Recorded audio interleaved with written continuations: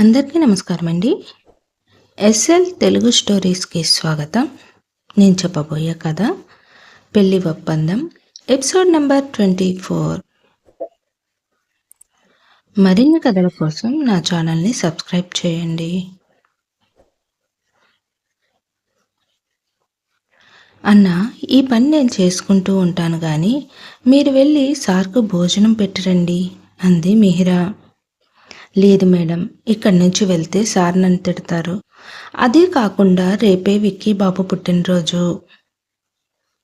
మరి సార్కి భోజనం ఎవరు పెడతారు? సార్ పెట్టుకుని తింటారు. ఆయనకు అలా పెట్టుకుని తినడం అలవాటే అన్నాడు ఫనీ. సరే అయితే అని చెప్పి తన పనిని తాను చేసుకుంటూ మరలా ఆలోచనలోనికి వెళ్ళింది మిహిరా.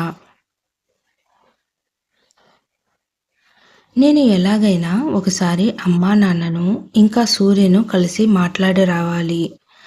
నా వలన వీళ్ళు పడే బాధను గురించి విన్న తర్వాత నా మనసు అసలు స్థిమితంగా ఉండలేకపోతుంది.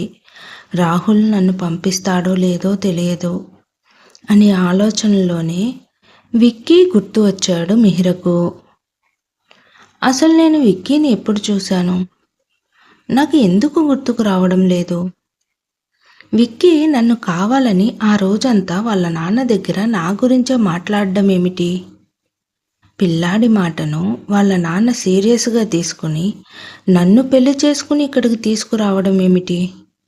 ఇక్కడ పరిస్థితులు నాకేమో వేరేలా అనిపిస్తుంది అని తన ఆలోచనలతో మెదడుకు అక్కడ పనిచేస్తూ వంటికి శ్రమ పెట్టిందేమో. ఇక మిహిరకు బాగా ఆకలి వేస్తుంది. ఉదయం రాహుల్ కొట్టాడనే బాధలో రాహుల్ తినమంటే టిఫిన్ కొంచెమే అంటి ముట్టనట్లు తింది. ఇక తర్వాత వాళ్ళ నాన్న ఈశ్వర్రావు గారి ఫోన్ కాల్ వచ్చిన తర్వాత నుంచి ఏమీ తినకుండా ఏడుస్తూ కూర్చుంది. ఇక ఇప్పుడు రాహుల్ ఇచ్చిన పనిష్మెంట్తో తనకు ఆ పూట భోజనమే లేదు. కొంతసేపటి తర్వాత నుంచి మిహిరకు శక్తి లేనట్లుగా ఉండి తన పనిని చెయ్యలేక చాలా నిదానంగా చేస్తుంది. అది గమనించిన రాహుల్ అక్కడికి వెళ్ళి, చూడు ఫనీ, నువ్వు మిహిర వెళ్ళి భోజనం చేసిరండి, నేను ఇక్కడ పనులు చూసుకుంటాను అన్నాడు రాహుల్. సరే సార్ అని మేడం రండి భోజనం చేసి వచ్చి ఆ తర్వాత ఈ పనిని చేద్దాం అని మిహిరతో చెప్పి తను 2 అడుగులు ముందుకు వేశాడు ఫనీ. నేను తినను అన్నా, మీరు వెళ్ళండి అని మిహిర అనగానే ఫనీ వెళ్ళడం ఆగి రాహుల్ వైపు చూశాడు. మిహిర, రేపు నా కొడుకు పుట్టినరోజు. ఆ రోజున అందరూ ఆనందంగా ఉండాలి. నువ్వు తినకుండా నీరసంగా ఉంటే విక్కీ కోపంతో నన్ను అడుగుతాడు.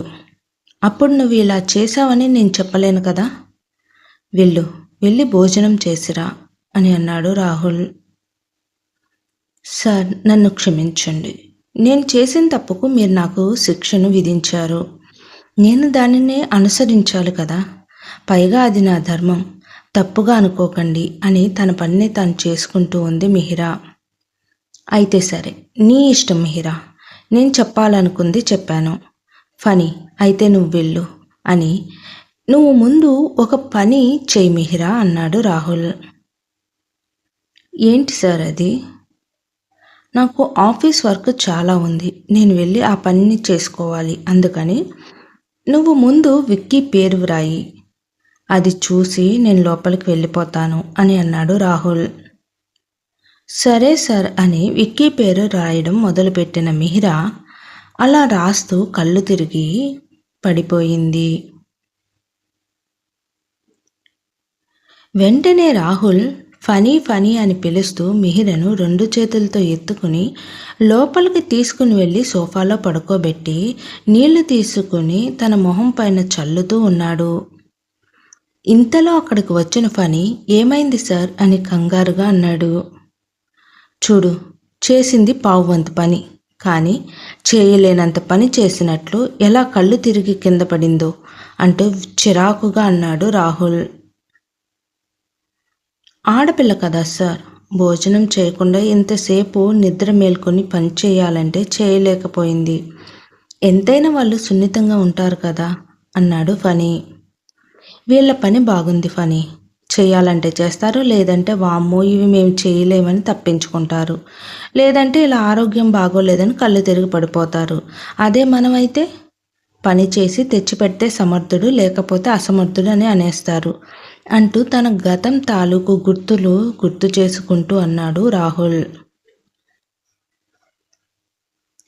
సార్ మీరు బాధపడకండి అని ఫనీ అనగానే తన ఆలోచనలను విరమించుకుని ఫనీ డాక్టర్కు ఫోన్ చేసి రమ్మని చెప్పు అని అన్నాడు రాహుల్. సరే సార్ అని ఫనీ ఫోన్ చేయబోతుంటే ఇంతలో కళ్ళు తిరిగి పడిన మిహిరా కళ్ళు తెరిచి చూసింది.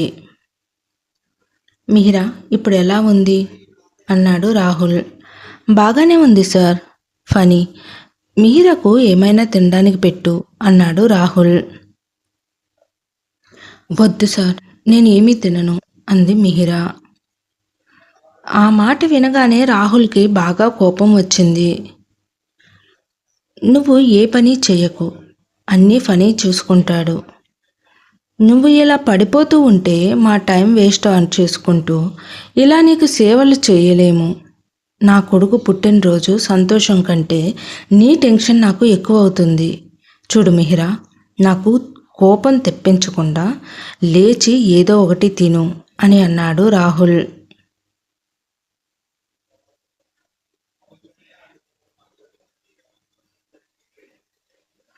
ఫనీ తినడానికి ఏదో ఒకటి తీసుకొచ్చి ఇవ్వు అని గట్టిగా చెప్పాడు. ఇక చేసేది లేక ఫనీ తెచ్చి ఇచ్చిన భోజనాన్ని తీసుకుని తినింది మిహిరా. మిహిరా తినే వరకు అక్కడే కూర్చుని ఉన్నాడు రాహుల్. ఇక మిహిరా భోజనం చేసి పని చేయడానికి వెళ్తుంది. మిహిరా ఎక్కడికి? వెళ్ళి పడుకో అన్నాడు రాహుల్. దాంతో మిహిరా ఏమీ మాట్లాడకుండా వెళ్ళి పడుకుంది.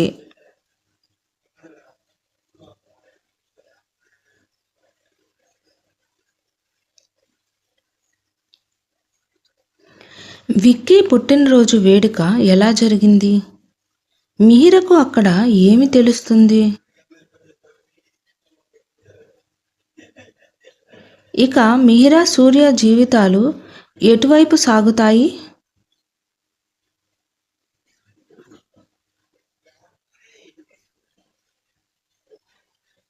ఇక ఇదంతా మనం తరువాయి భాగంలో చూద్దాము.